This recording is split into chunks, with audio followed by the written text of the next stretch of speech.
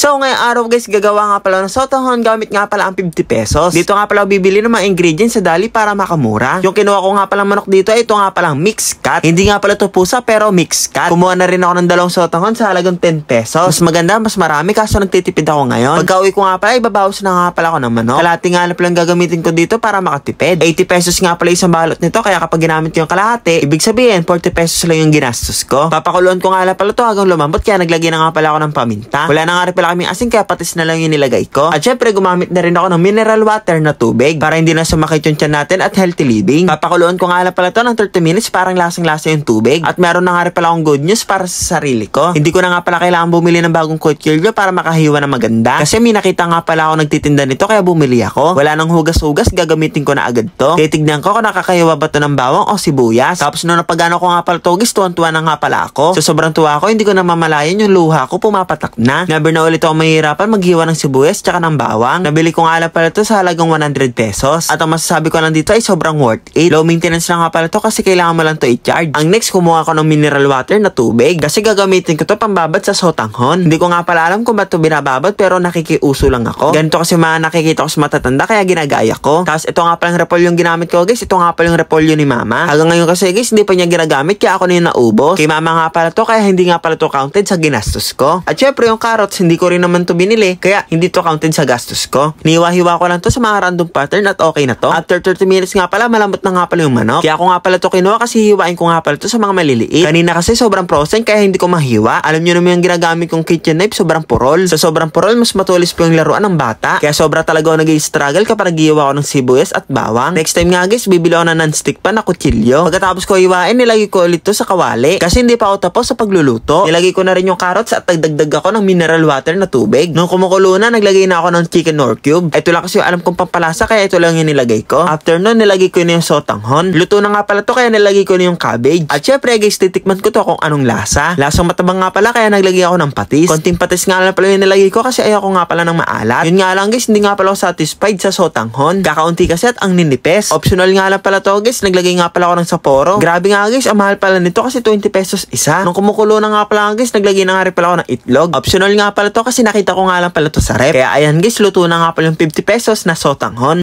Ayan guys, kapag wala nga pala kayo magawa sa 50 pesos niya, magluto kayo ng sotanghon. Marami na makakain ito, siguro mga 10 to 20 person. At syempre guys, hindi natin tinipid at marami tong sahog. Wow! Tikman natin.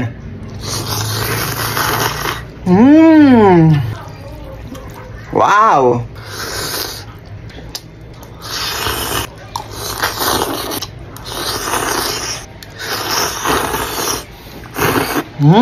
So yun guys, yung 50 pesos ko, ayan, sobrang sarap. Re-rate ko siya ng 10 over 10. Problema lang dito guys, nawalan nga pala siya ng sabaw.